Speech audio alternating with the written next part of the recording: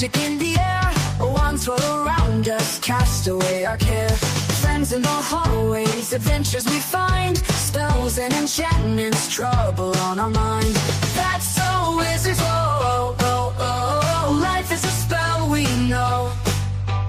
We're casting joy and glow, oh, oh. That's a wizard show. Broadcasting live from Site B, located in the fantastical foreign realm of Fresno, Nevada, which doesn't exist. It's your boy, the OGGM, bringing you a Saturday filled with tabletop role-playing game news stories. I did this yesterday, but I didn't like it, so I took it down, and I'm redoing it today. And I got an extra story, 2 extra stories to add to it, so aren't you lucky that I took a day to rethink this?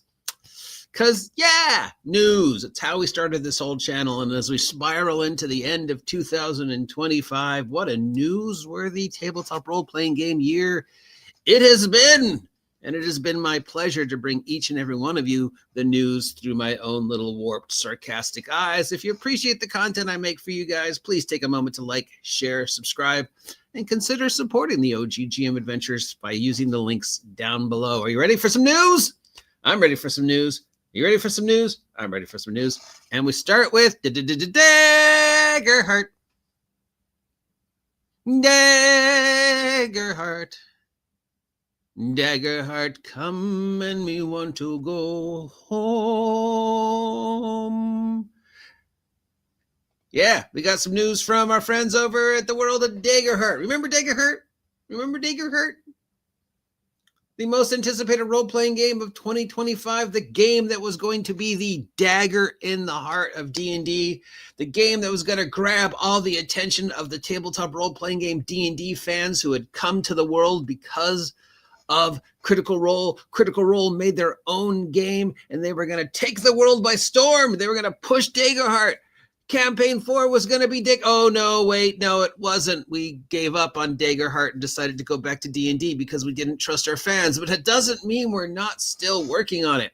They've released a brand new expansion to Daggerheart called Hope and Fear, based upon the Hope mechanic and the Fear mechanic, which is a horrible name for an expansion because it doesn't tell me anything. It sounds like, hey, here's an errata for the Hope mechanic and the Fear mechanic that we made up, because maybe some people, oh, we got a comment already. It says, hi from the foothills of the Smokies on the edge of the Cherokee National Forest in beautiful East Tennessee. That sounds lovely. You get a real Christmas. I don't. I get a wet, windy, oh, the sun's out. Hopefully someday on my bucket list is to visit Tennessee, specifically Pigeon Forge and Gatlinburg and Dollywood, because I am just so fucking fascinated by that place. Excuse my language. But yeah, okay, Daggerheart got a new expansion out. It's called Hope and Fear. Does not sound like the name for an expansion. Could have thought of anything better than that. I get what they're trying to do. Here's some hope, but yeah, it doesn't work. And what does this introduce? It introduces all the stuff they've been playtesting for the last couple of weeks, years. It introduced some new domains or campaign frames or whatever they call them. It introduces some new classes. It's got some new bits and bobs and rules and new cards, because remember, the cards are very, very important. The gimmicky Daggerheart, very based upon the gimmicky. It's going for $40 for the regular one, or if you want the super deluxe version, which of course you do, it's $120. I am sorry, Mercer, no role-playing game in the world is worth $120, especially Daggerheart, since a few months ago you told the entire world, hey, fuck Daggerheart, we're going back to D&D. Maybe that wasn't what you intended. We know what you intended, but it didn't come out that way, which leaves the question, I guess, on everybody's mind, since oh, he's talking about Dolly World. Yeah, Dolly's nicer than Mickey. Dolly's awesome. The world will be a much smaller place when Dolly leaves us. She's great. Yeah, so maybe that wasn't the intention of, focusing. We know why you chose Campaign 4 to be Dungeons and Dragons Modified over Daggerheart. And every reason you gave is perfectly understandable, other than the last reason. But after devoting so much time to building up the anticipation for Daggerheart, you drop Daggerheart like a sack of potatoes, And now you expect people to be interested in an expansion to Daggerheart, which introduces a whole bunch of new stuff, which you already gave us for free through the playtest post, and has a weird name. I mean, I walk into a store and I see Hope and Fear. The first thing that pops to my mind is not new stuff for the campaign. The first thing that pops to my mind is, oh, you're explaining stuff that maybe the rule book didn't explain fully. We really want to, get into the Hope and Fear mechanic because that's such an important part of Daggerheart, even though we stole it from another game. So here's us really getting into the nitty gritty after all these months of playtesting to explain it. And this little expansion is only going to be like $10 because we're just fixing something that you guys didn't understand. No, it's $40 or $200 because it's a whole bunch of new stuff. It's the Unearthed Arcana for Daggerheart, but yeah, that name doesn't work. The name doesn't tell me anything about this. So yeah. And at this point,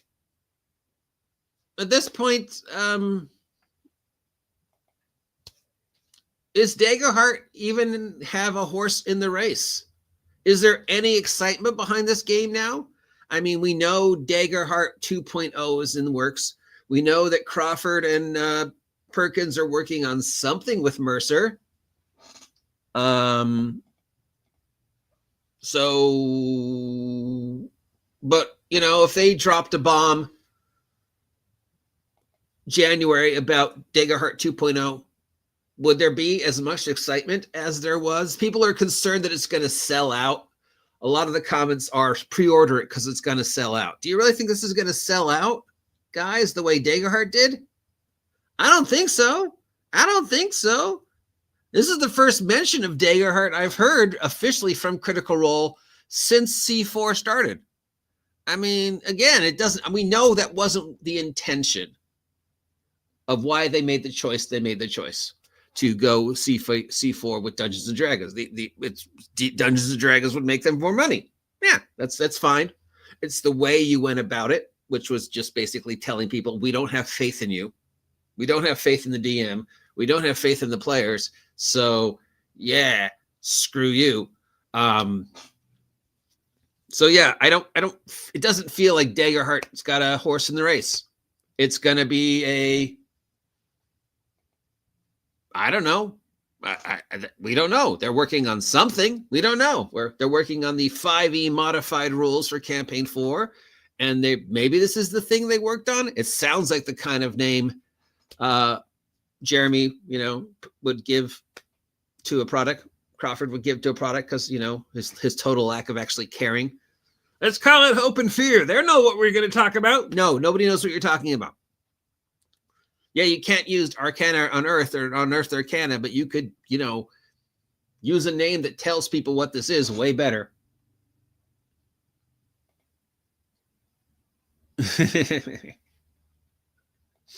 So anyways, yeah. You drink some water.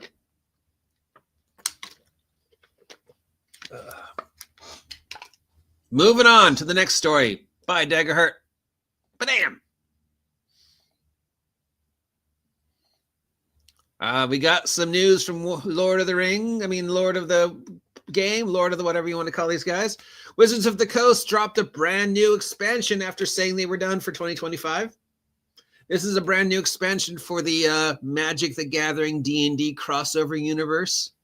This is the Laurelwyn Shadowmoor expansion. This takes the Magic the Gathering Laurelwyn Shadowmoor expansion and translates it to Dungeons and Dragons. Now, in Dungeons and Dragons 2024, I have no idea how the Magic the Gathering books works. I don't know if they've even bothered to explain. They know people will buy them because there's rules in here that people are going to want to try and use in regular D&D, just like they've done with every other Magic the Gathering expansion. Nobody really cared about the expansions and their own. They cared to go through it to see how the cards and the rules were converted to D&D, and if there was stuff that they could bring over to the D&D game, like, the elephant people or the rules for artifacting. And then they're like, well, it's in a D&D book, so I can use this in D&D game, right?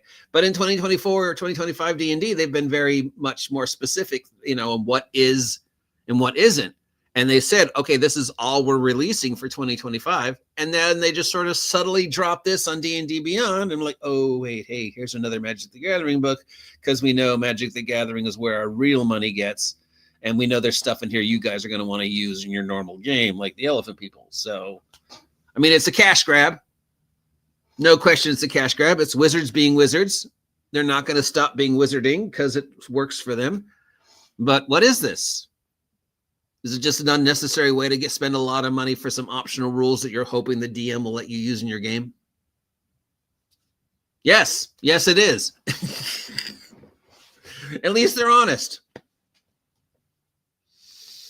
Now, we got some maybe good news before we get into the next weird story.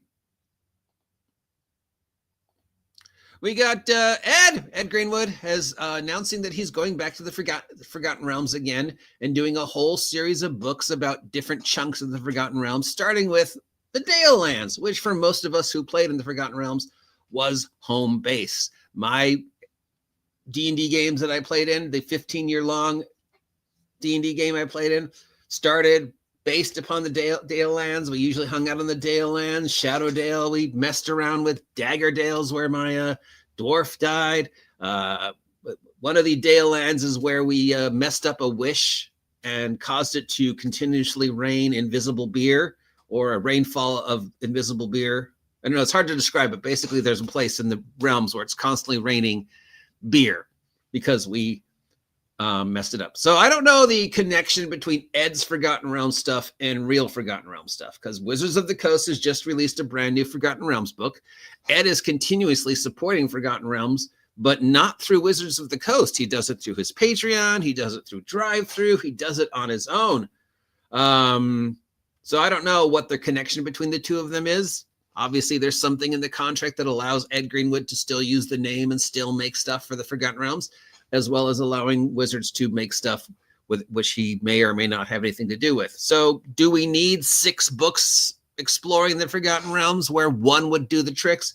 Probably not, but it's Ed, and he deserves our investment because he gave us, for most of us who grew up in the 80s, 90s playing D&D, the Forgotten Realms was home. There are still parts of the Forgotten Realms I absolutely love. Mulhorand, Zental Keep, Thay, of course. We know the Red Wizards of Thay are my favorite D&D bad guys. I even wrote the theme song to the Tomb of Real American from the Hulk Hogan Rockin' and Wrestling days. I am a real Thavian. Fight for the rights of Zastam. I am a real Thavian. Yeah, I mean, come on. I wrote that. That's the Thay national anthem. So we love the realms. We love to see that Ed is supporting the realms continuously. Ed Greenwood, what is the relationship between you and Wizards of the Coast? I don't know. Does anybody care? People are talking about Magic the Gathering. Magic the Gathering was fun, but yeah, it was crack. It was cardboard crack, and it was just addictive, and it was a nonstop addictive cycle. I got sucked into the cycle for a long time. I wasted way too much money on Magic the Gathering cards. And, you know, where you always see those questions about what would you do if you could go back in time and change one thing about the 80s or 90s? Don't get rid of those first edition Magic the Gathering cards. They're going to be worth a ton of money, dude. Yeah, I wish I could tell myself that. So yeah, but that's not the point. But we know Magic the Gathering is the main source of income for Wizards of the Coast. Don't believe me? Just look at the last numbers. Yeah, so it's not D&D. It's Magic the Gathering. Okay. Now just a little sidebar before we move on to the latest bit of next negative stuff. Christie's is auctioning off J.R.R. Tolkien's writing disc. This is called a Groundbreakers Icons of Our Time auction. Everything at the auction is all about achievements of the 20th and 21st century. The Tolkien estate has given them a desk from J.R. Tolkien. This is his Metron College desk from the late 19th century. It's 5280K. This is what's known as a messenger desk. So usually in the old days, somebody like the equivalent of a secretary would sit here, and each one of these boxes was a specific office or a specific person. And when the mail would come in the morning, the individual behind the desk would sort them by their little boxes. And then as the other individuals came in, they would get their stuff out of their boxes. So yeah, that's, that's where this desk gets its origins. Everybody loves a roll top desk. Everybody, if there's a bucket list of writers, it's roll top desks, right? Yes, never should have let the dog chew on that Black Lotus card. Dude, I had so many cards that now I'm like, oh my God.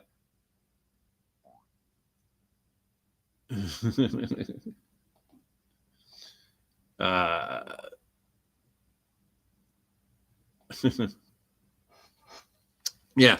So did Tolkien write anything that we associate with his name on this desk? I'm going to keep saying disc. Sorry. Don't know. But we definitely know he wrote something on the desk. Is it worth 50 to 80K? Well, the historical value and the fact that it is a, early 19th century desk of this style, that's pretty cool. And it appears to be in really good upkeep. Normally when you stumble across one of these desks, they're not that well taken care of. So somebody has invested a lot of time, energy, and love, based upon how accurate this picture may or may not be, in maintaining the quality of this desk. So as a antique collector's item, piece of history, just back when people cared about craftsmanship for something as simple as a desk, this is hours of somebody's time using, hammers and picks and chisels to make this beautiful thing. So 50K? I mean, no, let's face it, no desk is worth 50K, but it's Tolkien, it's beautiful, and we know somebody out there is going to buy it and probably not appreciate it. Or maybe, I don't know, maybe what's his name? Peter Jackson will buy it. Okay, well, we can't have tabletop role-playing game news without a little negativity, right? Right? I mean, that is the whole part and parcel, right? Right? Yeah. So we got two stories that have bubbled up this week. The basic expert seems to be knocking them out of the park by addressing issues that are becoming way more bigger than they should be over in the Twitterscape. First, he had the whole thing with the AI art and his battle between himself and Elven Maiden. Such a big bit of tabletop role-playing game news that several individuals have made videos following up on the basic expert Elven Maiden scuffle over AI art. And was Elven Maiden lying? Stuff. AI art is a thing. I think the best way to address AI art at this point in time is to use the line from Blade Runner. It's a tool. As long as the tool does what it's supposed to do and doesn't hurt anybody, I have no problem with it. It's when the tool goes crazy that we got to get Deckard to shoot it. So we know people are using AI. It's not going away. We wish it would, but for those of us who aren't talented enough to draw on our own and afford artists, it's a godsend. If I could draw half as good as Basic Expert, I wouldn't be using AI, but I can't. The question is being honest about using AI and finding your own specific AI voice, right? Like Corpse King, shout out to my good friend Corpse King. His AI art is amazing. He invests time and energy to make his AI art stand out. I wish I could throw prompts at AI as well as he does, but he's found his own voice, but he's also openly admits, yeah, I used AI art.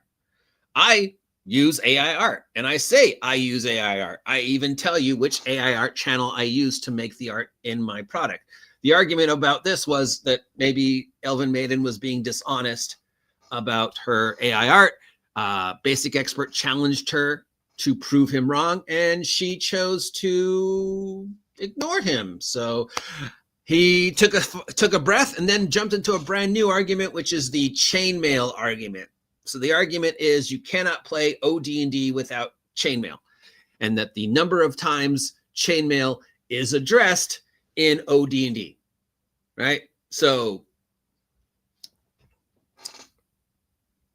Expert postulated an experiment because in his recent release, a White Box, he built it around chainmail. It was the original 3 books, everything that came out in a very specific time period, and addressing in order to play this, you have to have chainmail. Now, there's no question chainmail is mentioned in the original books. It's mentioned like between the 3 original books like 30 times. You can't do this without chainmail. But according to the Vox Populus, well, that's not what Garry intended. We never played that way. Garry never played that way. Basic Expert, you're inherently wrong and stupid. Which is not what gygax. At no point in time does Basic Expert say anything like that. He doesn't discount how gygax did run or didn't run. He doesn't discount what gygax was thinking at the time, because only gygax knows what gygax was thinking at the time. Only Nixon can go to China. Only Garry Gygax can be Garry Gygax. I don't care if you were in the room with him at the time and he was not playing according to the book. You don't know what was going through his head. And your memory of something that happened 50 years ago is not accurate to today. It is not an empirical truth. There's no such thing as empirical truth except for like gravity. Everything that you think is true can eventually be proven wrong. We constantly see this in history. We constantly see this in science. We constantly see this in math. That's why we constantly argue over empirical truth versus perceived truth, and perception versus fact. Once you perceive something, it changes. So hypothetically, his experiment was, I don't care what Garry did or didn't do. This is what the book says. How would the game play if we played it the way it's written? Played it the way it's written, right? This is the way the book says to play it. This is how I wrote my product. This is the hypothetical experiment. Play 0D&D using chainmail. And he has received non-stop people rebelling against that idea. It's not the way Garry played. You gotta play this way. Garry never played that way. Garry said play it whatever way is fun. At which point, Basic Expert has responded, yes, I know, I understand that. That's not the experiment. The experiment is, what if we do this like this? And then he postulated something even more interesting. How come no other creator in the tabletop role-playing game community is referred to and gets that argument as much as gygax? You never hear anybody say, well, that's not the way Poundsmith runs Cyberpunk. That's not the way Jeff D runs Villains and Vigilantes. That's not the way OGGM runs the stuff he wrote. That's not the way Mark runs Traveler. No, it's only, well, that's not the way Garry played, so you're wrong. You never hear anybody say, well, that's not the way Jeff D played Villains and Vigilantes, so you're wrong. Well, the book says, well, we don't care what the book says. You got to play the way Garry says. Well, that's not the experiment.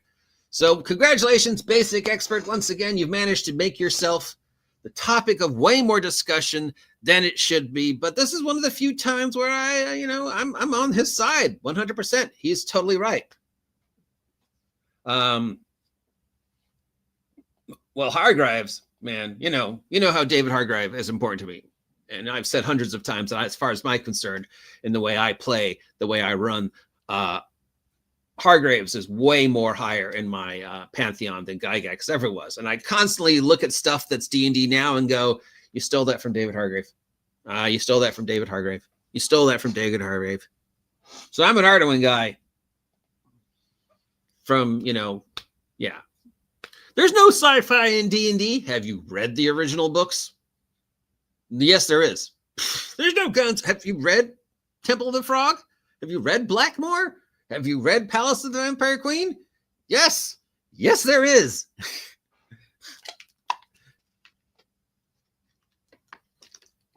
That's not the way Garry played. Were you there? Were you in his brain? Can you accurately remember what happened 50 years ago? I can't remember what happened this morning. You don't know what was going through Garry's brain. Only Garry knows what was going through Garry's brain. Of course you can't run like Garry. You're not him. You're you. All right, and the last one, I covered this one a little bit yesterday, and then I just like, no, I can't. This is just too disturbing. So I'm going to go to the man, and this is one of the many times where, despite being on opposite sides of the political fence, I 100% agree with everything he's saying. This is our good friend Diversity and Dragons. He is talking about a role-playing game that just came out called Mum Chums.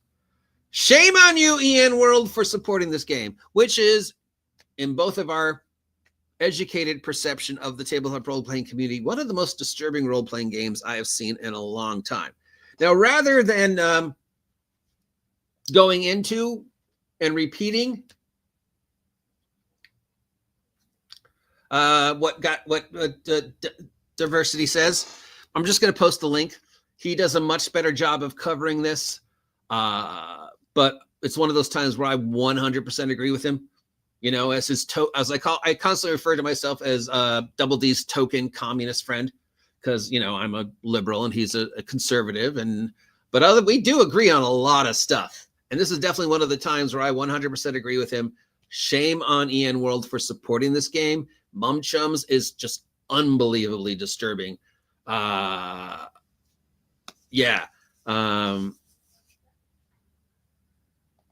Exactly. Yeah, exactly. I've never heard anybody say, well, that's not the way Kevin runs Heroes Unlimited.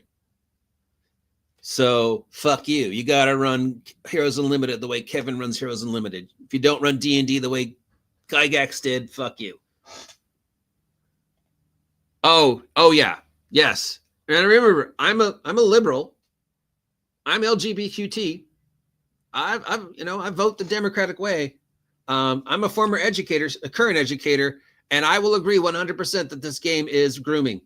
It is disturbing. The individual created the game is disturbing. I hate to end the Saturday with this, but I got to shout it out. I got to shout out Double D.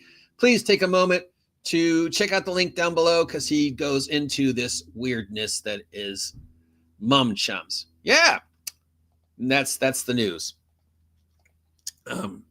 Yeah. So, but I'm sure there's a story I missed. So if there's anything out there I missed, crap phone, I think 90% of my friends are conservative. I think I'm usually pretty much alone in the tabletop role-playing game for being the liberal. But yeah, of course you can be my friend. Just, you know, there's obviously things that are in the political spectrum we disagree upon. Don't care, right? Right? Doesn't affect the ability to play D&D together, right? At the end of the day, it's a stupid game about goblins with sticks. Yes, exactly. 40 some odd years playing with, you name it. I've played D&D tabletop role-playing game with it.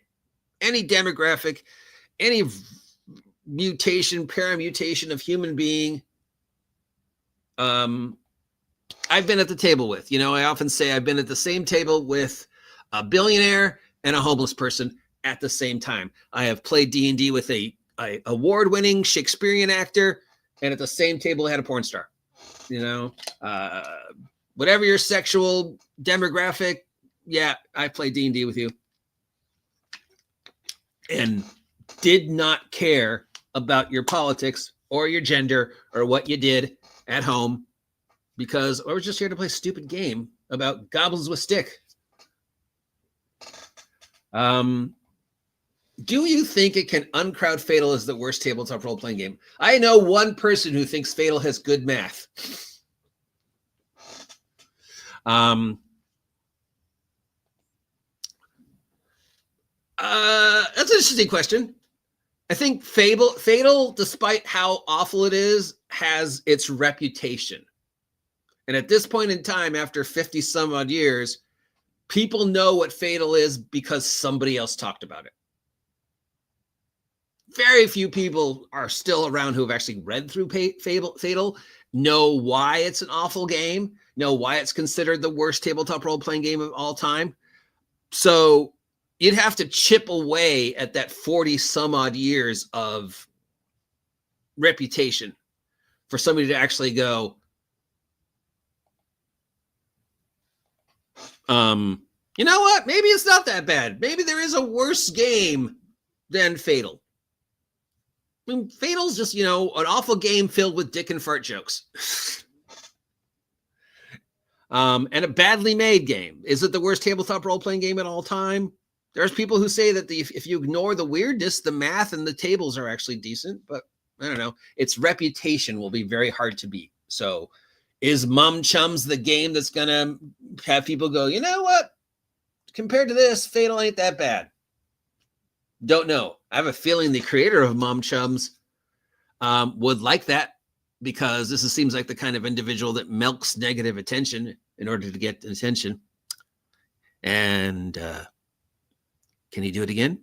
Speaking of attention, as long as you're paying attention to the OGGM and taking time out of your Saturday morning to listen to me pontificate, maybe you could take a moment, if you haven't yet, to like, share, subscribe, say nice things about me. If you're feeling generous, you could use the links down below to visit my Ko-Fi and donate some holiday money. Steve would like some presents for Christmas.